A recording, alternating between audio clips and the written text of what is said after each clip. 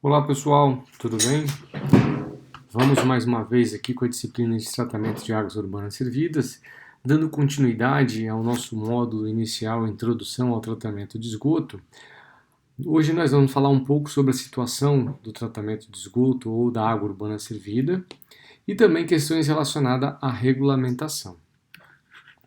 Nós vimos na aula passada, o conceito relacionado à geração de esgoto, que nada mais é do que o uso da água distribuída para abastecimento, onde são introduzidos compostos, substâncias, o que resultará justamente na geração do esgoto sanitário, ou no caso do nosso curso, denominado água urbana servida.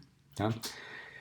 Vimos também que existe uma questão problemática a este efluente devido à presença de vários compostos em excesso que podem causar problema tanto para o meio ambiente quanto para a saúde. E por isso o tratamento tem como objetivo, podemos dizer, corrigir as características indesejáveis ou as características problemáticas desse efluente, de tal forma que seu uso, vejam aqui a introdução do conceito de recuperação, de recurso, ou a sua disposição final, possa ocorrer sem causar problemas para o meio ambiente e a saúde pública. Tá? Então essa poderia ser uma definição que a gente pode adotar aqui como padronizada para o nosso curso.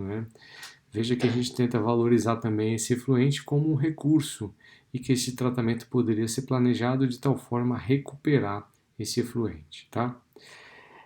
Para um efetivo, ou seja, para um efetivo controle desses problemas e uma adequada solução, é preciso que conhecer as substâncias que estão presentes nessa água residuária ou nesse efluente, certo? O impacto dessas substâncias quando lançadas no meio ambiente, para que a gente possa saber como controlar, as transformações e destino dessas substâncias nos processos de tratamento.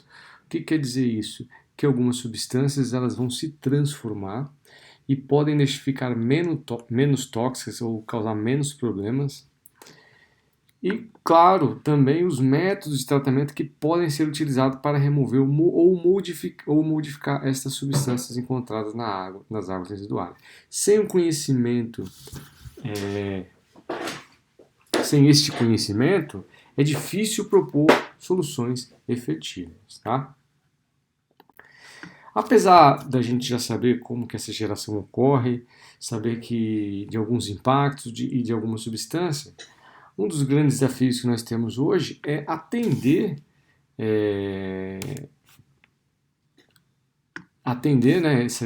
o tratamento de tal forma a evitar problemas mais sérios.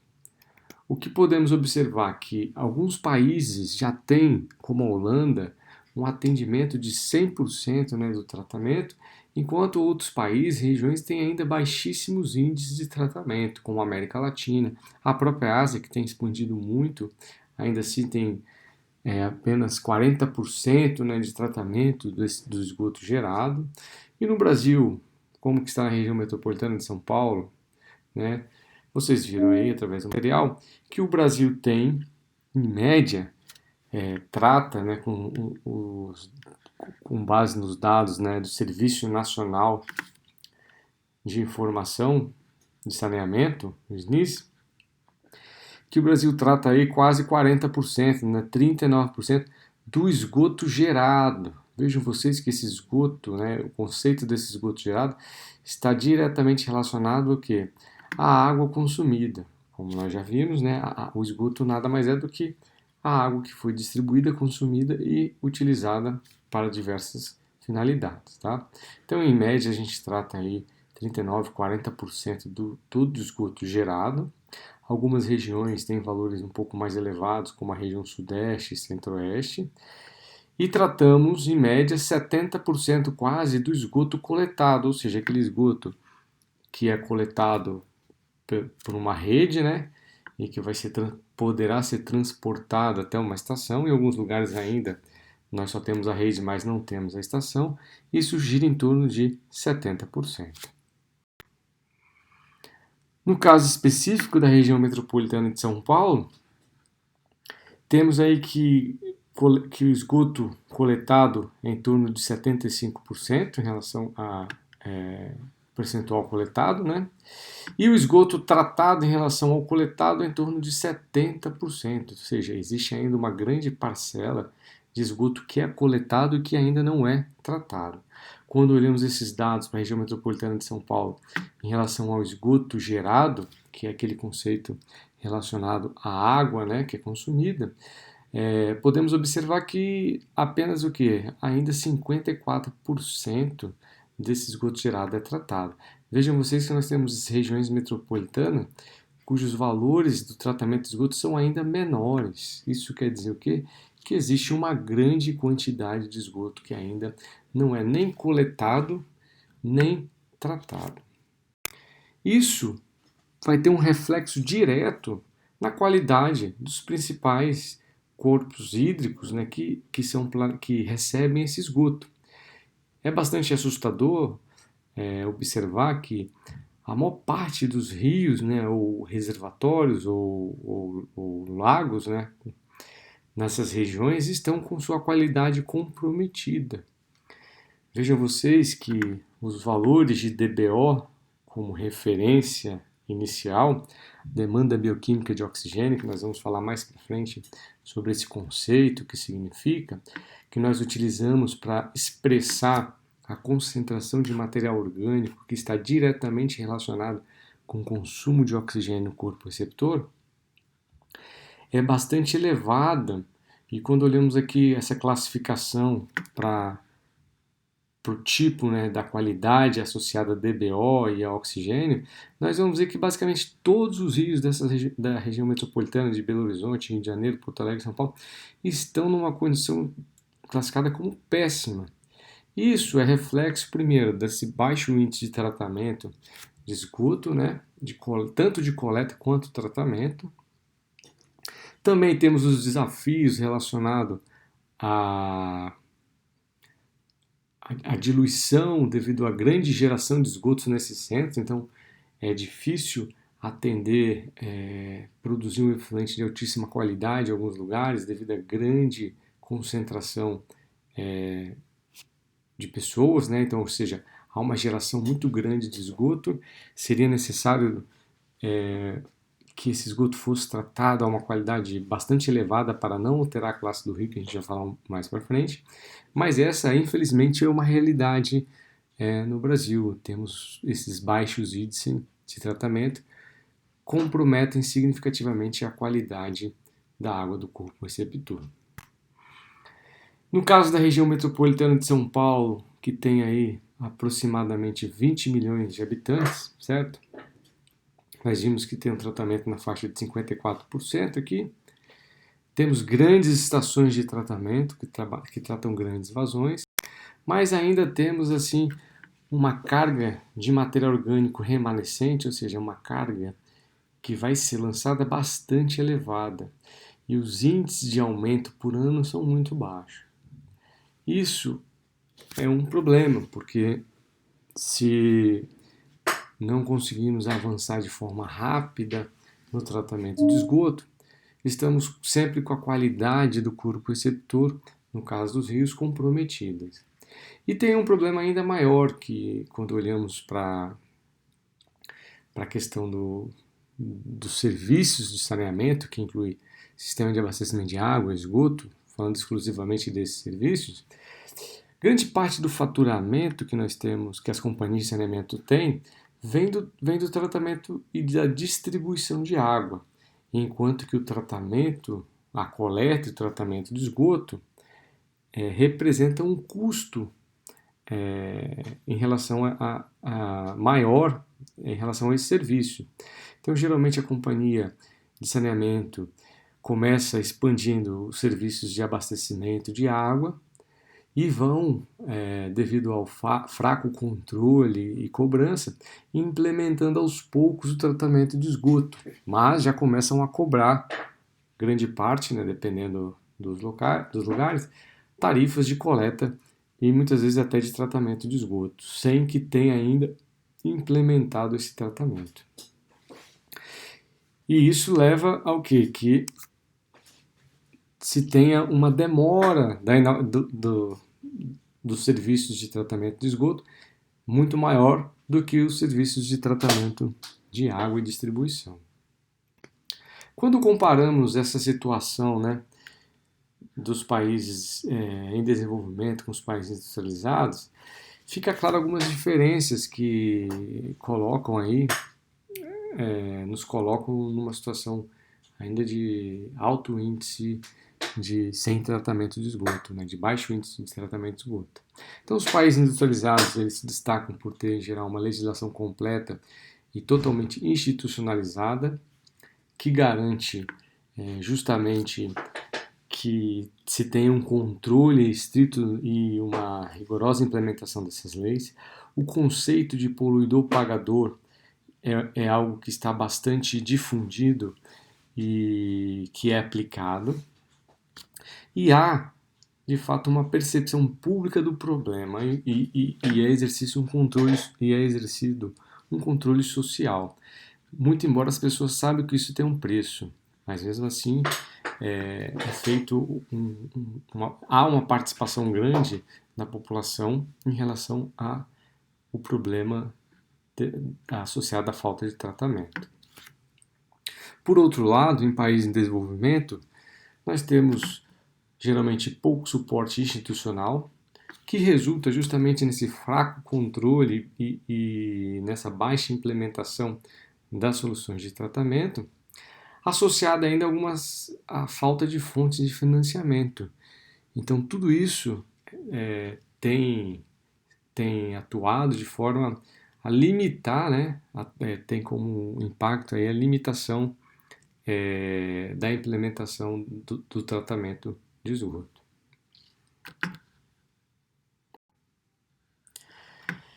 E aí, em relação aos tipos de tratamento, vocês tiveram a oportunidade de ver no documento, que refere-se ao Brasil como um todo, né, que há uma grande diferença, uma grande variedade de tecnologias, algumas delas aplicadas em maior quantidade, como é o caso do sistema combinados, que a gente chama de lagoas, combinando lagoa anaeróbia mais lagoa facultativa, um sistema bastante utilizado em regiões de menor densidade demográfica, que tem uma área disponível muito grande para a instalação dessas tecnologias, que possuem também um baixo custo de operação. Temos também sistemas de maior mecanização e que demandam menores áreas, como é o caso do sistema de lodos ativados e os sistemas combinados, né, com reatores WASB mais algum tipo de pós-tratamento.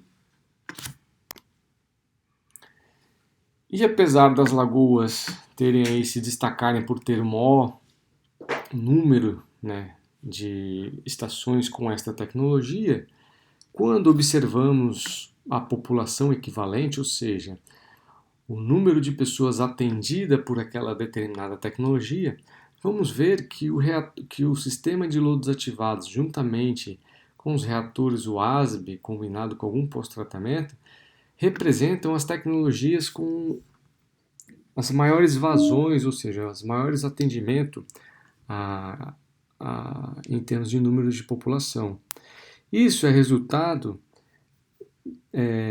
resulta, né, na verdade, de que essas tecnologias estão instaladas, sobretudo, em áreas urbanas, nos grandes centros urbanos, onde grandes vazões de esgoto são geradas, não se tem área disponível para instalar sistemas simplificados, como as lagoas facultativas, anaeróbias, requerem sistemas mais compactos, que demandam menos áreas e que também produzem um efluente de melhor qualidade. Por isso, o sistema de lodos ativados é, hoje em dia, podemos considerar a principal tecnologia aplicada nos grandes centros urbanos, juntamente com os reatores WASB, né, seguidos de algum pós-tratamento. Então a gente vai falar nessa disciplina, que o foco dela é justamente na área urbana, sobre essas duas tecnologias principais de tratamento de esgoto sanitário em nível secundário. o reator anaeróbio de manta de lodo e fluxo ascendente, da sigla em inglês WASM. É uma tecnologia que foi desenvolvida na década de 70 na Holanda, com o objetivo de tratar efluentes com grandes concentrações de material orgânico e que depois foi aplicado ao tratamento de esgoto. Ele se caracteriza por ser um reator de fluxo ascendente anaeróbio, ou seja, não temos aí um processo aeróbio e sim anaeróbio, sem o fornecimento de oxigênio. O esgoto é alimentado pela parte inferior, segue um fluxo ascendente. Uma característica importante é que esse reator consegue promover uma separação de fases muito eficiente, sendo possível coletar o biogás produzido, ou seja, gerenciar esse biogás para a produção de energia, se for o caso. E uma coisa interessante dele é que o dimensionamento é puramente hidráulico, ou seja, ele trabalha com tempo de detenção hidráulico de 6 a 10 horas. Vamos falar mais para frente o que significa o tempo de detenção hidráulico. E o efluente produzido, dependendo das características do corpo receptor, pode ser lançado diretamente, mas não é usual. Geralmente é necessário um pós-tratamento para polimento deste efluente antes do lançamento final.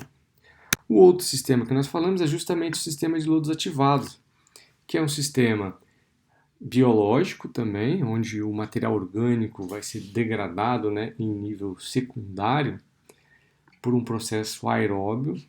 Nesse processo aeróbio, há necessidade de se fornecer oxigênio para que ocorram essas reações bioquímicas. Os micro-organismos, nesses seus processos metabólicos, vão crescer, degradar esse material orgânico e depois serão separados do efluente tratado no decantador secundário, sendo recirculado para esse sistema. Então a biomassa fica recirculando, enquanto que o efluente tratado sai e pode ser descartado. Diferente do reator WASM, o sistema de lodos ativados possui outros parâmetros de dimensionamento. Um deles é a idade do lodo, também conhecido como retenção de sólidos, que refere-se ao tempo que a biomassa permanece no sistema. Também é possível dimensioná-lo pela relação alimento-microorganismo, que é a quantidade de material orgânico disponível pela quantidade de biomassa presente no sistema. E essa variação dessa relação ela é muito importante porque ela tem influência, na qualidade final do efluente também, e também nos processos biológicos que podem ocorrer. Então é possível configurar esse sistema para remoção de nitrogênio, até mesmo de fósforo, em função desses parâmetros operacionais.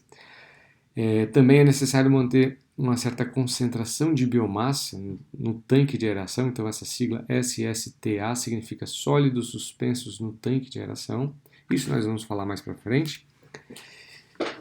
E também, além disso, o controle da idade do lodo é importante justamente para garantir que o efluente possa ser nitrificado.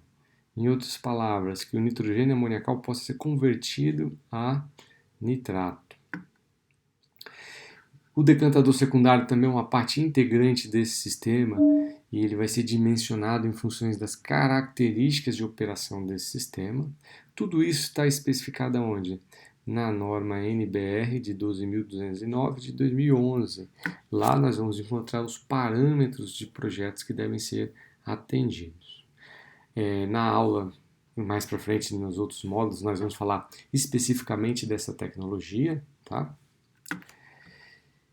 E uma outra parte importante que nós temos hoje para conversar é sobre a regulamentação do tratamento de esgoto. Apesar deste conceito que nós falamos, que o tratamento deve evitar, prevenir a poluição por material orgânico, nutrientes, organismo patogênico, a tradução dessa necessidade de tratamento, ou seja, dos objetivos de qualidade desse efluente, são especificados em regulamentações, normas específicas. Tá? Existem dois conceitos relacionados a essas normas que são aplicados de forma conjuntas. Então, o primeiro que a gente precisa entender é o chamado valor limite de emissão, que é o valor ou seja, que são as quantidades máximas permitidas de poluição que pode ser lançada. Em outras palavras, é a concentração de um determinado constituinte, composto, que está no efluente que sai da estação de tratamento. E também nós vamos ter os padrões de qualidade ambiental. No caso aqui de tratamento de esgoto, nós estamos falando dos padrões de qualidade da água, que serão aqueles padrões determinados justamente no corpo receptor, que vão indicar se aquela água está própria para um determinado tipo de uso. No Brasil, em nível federal, nós temos aí duas resoluções que regulamentam esse tratamento de esgoto, que é a resolução CONAMA 357 de 2005 e a resolução CONAMA 430 de 2011.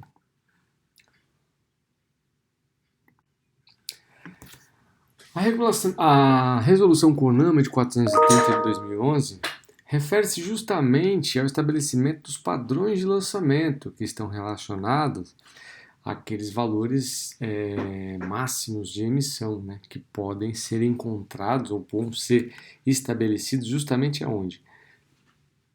Na saída do tratamento.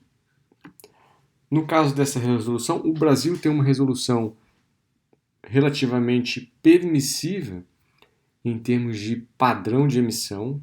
Não há uma regulamentação grande para todos os parâmetros. Alguns parâmetros só apenas são regulamentados na emissão. Então, no caso do tratamento de esgoto, vou destacar aqui a demanda bioquímica de oxigênio, DBO, que é indicado que no máximo o efluente após tratamento, então ele vai sair daqui, vai ser gerado esgoto, vai passar no tratamento. Este efluente que está saindo da estação, o padrão de emissão, no caso do DBO, tem que ser no máximo de 120. Ou remoção mínima de 60%. O que quer dizer isso? Que essa estação teria que remover no mínimo 60% ou este efluente conter no máximo 120 mg por litro de DBO. Porém, ela ainda destaca que dependendo, né, da capacidade de autodepuração do corpo hídrico, haveria ainda a possibilidade de se alterar esse padrão de emissão. Aqui entra um conceito muito importante que nós vamos falar daqui a pouco, que é justamente essa capacidade de autodepuração dos corpos hídricos. O que é importante ficar claro que o padrão de emissão, no caso, ele tem que ser atendido na saída do tratamento, antes desse efluente ser lançado no corpo receptor. E nós teríamos em conjunto a resolução CONAMA 357 de 2005, estabelecendo os padrões de qualidade no corpo receptor, ou seja, este efluente, após ser tratado o esgoto, atender ao padrão de emissão, vai ser lançado no corpo receptor e, após misturar com a água do rio, precisa ter uma qualidade tal que não altere as características do corpo receptor. Então vejam a diferença. No caso do padrão de qualidade, ele é aplicado no rio, justamente após a mistura do esgoto tratado com a água do rio ou do lago que vai receber esse esgoto. Enquanto que o padrão de emissão, ele é aplicado antes do lançamento. Então, na resolução CONAMA 357, isso é feito, né? Os corpos hídricos, eles são classificados, né? São enquadrados em diferentes classes, que vai desde a especial até a classe 4, que seria a classe de qualidade muito ruim.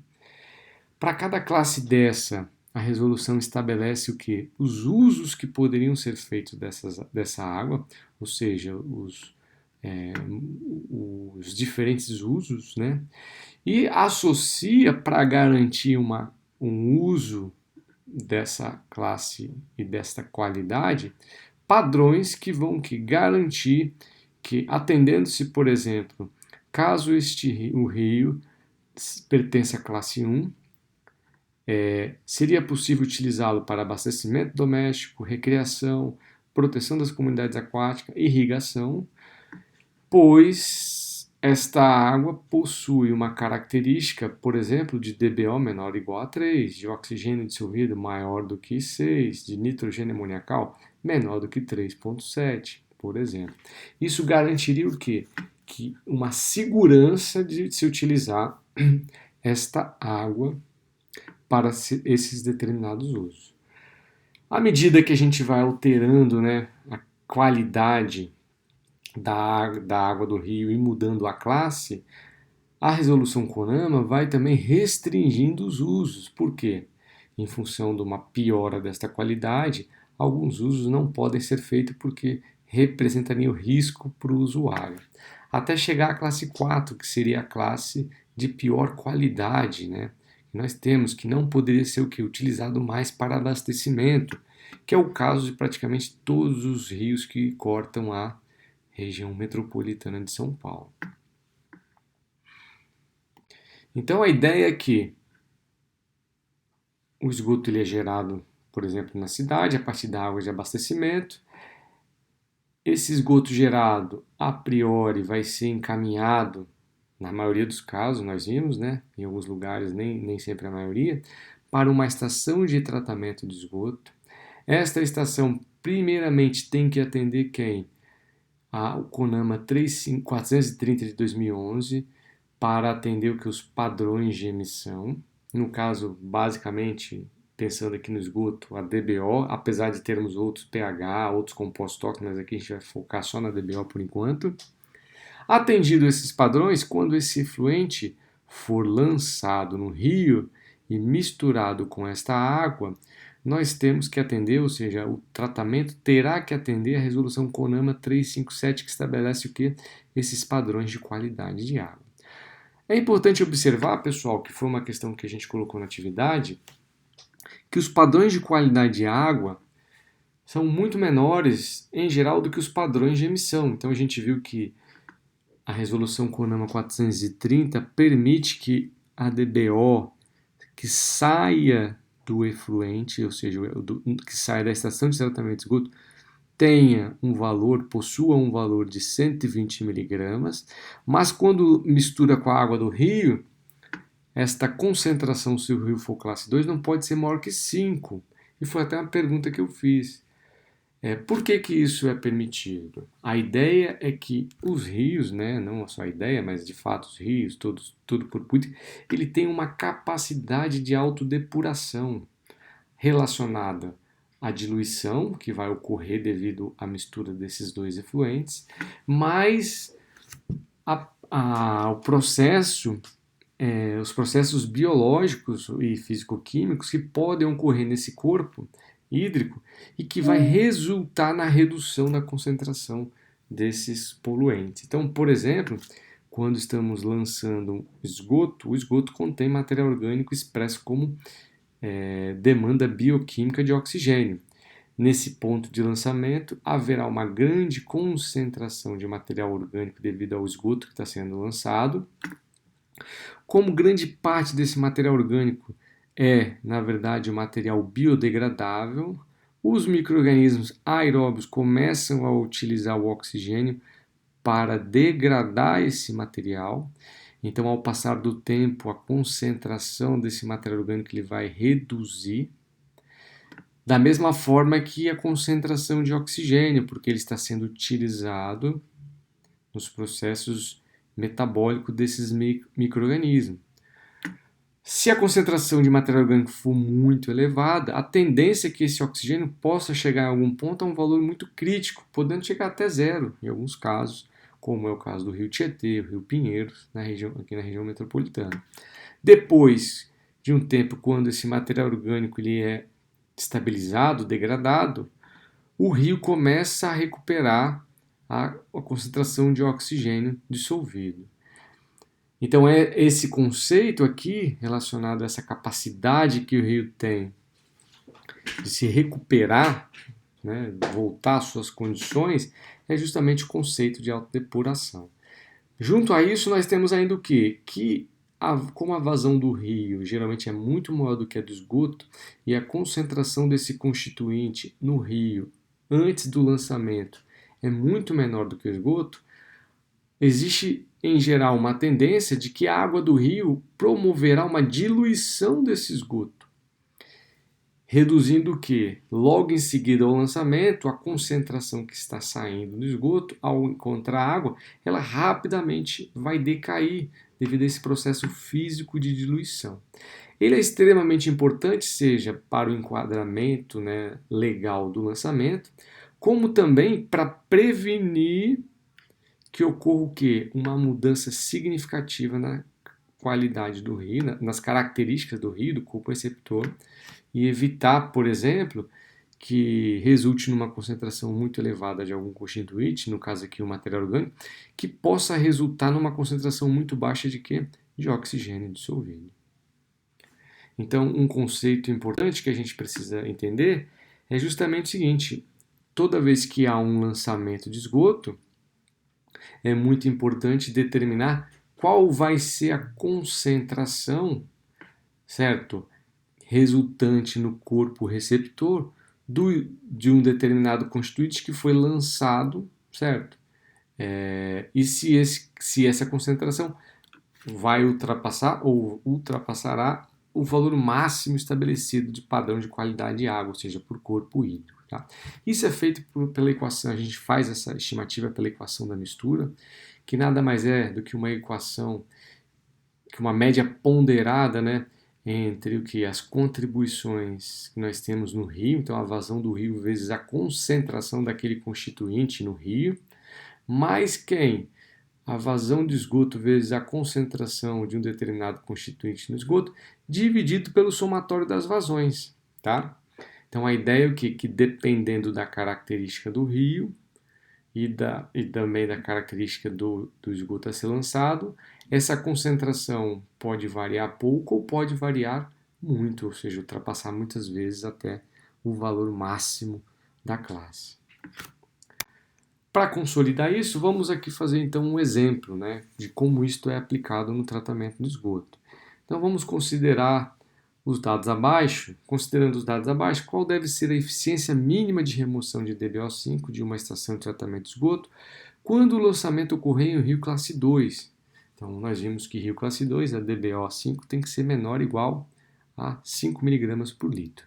Então nós temos aqui que a vazão de esgoto a ser lançada de 150 litros por segundo, a DBO do esgoto 300 mg, a vazão do rio 3.500 e a DBO5 no rio antes do lançamento 2 mg por litro. Então nós vimos que a gente pode estimar a concentração no ponto da mistura em função do que dessa média ponderada das contribuições do rio e do esgoto, né, dividido pelo somatório da vazão. No caso desse exercício, o que nós estamos querendo saber é a eficiência do tratamento. Em outras palavras, qual é a concentração que pode ser lançado, que o esgoto, né, que vai ser lançado deve ter, de tal forma a não alterar quem? A classe do rio, que nesse caso a classe do rio é um rio classe 2 e a concentração de DBO tem que ser quanto? Menor ou igual a 5. Em outras palavras, a DBO no ponto de mistura ela tem que ser no máximo 5 quando o esgoto for lançado. Então, substituindo a equação, como no ponto de mistura a DBO tem que ser no máximo 5, a gente está limitando que o tratamento, o que o esgoto a ser lançado, quando lançado nesse rio com essas características, não ultrapasse o valor máximo de 5 mg por litro. Então nós vamos ter que 5 mg por litro vai ser igual a vazão do rio vezes a concentração de DBO no rio, mais a vazão do esgoto vezes a concentração de DBO no esgoto, mas é o que justamente nós estamos querendo determinar, dividido pelo somatório dessas vazões. Substituindo esse valor, nós vamos ver que o esgoto, nesta condição para ser lançado, não pode ter uma concentração maior do que 75 mg por litro. Significa o quê? Se esse esgoto for lançado com uma concentração de 75, a concentração no ponto de mistura do rio vai ficar igual ou menor do que 5 mg, o que atenderia o padrão de qualidade para rio classe 2. E a eficiência do tratamento de esgoto pode ser determinada de que forma? Pela concentração inicial no esgoto, no caso 300 mg, menos a concentração no efluente, dividido pela concentração inicial vezes 100. Então, se a gente substituir aqui, 300 menos 75 dividido por 300, nós vamos ver que esse sistema de tratamento deve apresentar uma eficiência mínima de 75%. Então, pessoal, é isso. Espero que vocês tenham entendido. Qualquer dúvida, utilizem o fórum para perguntas e esclarecimentos. Obrigado.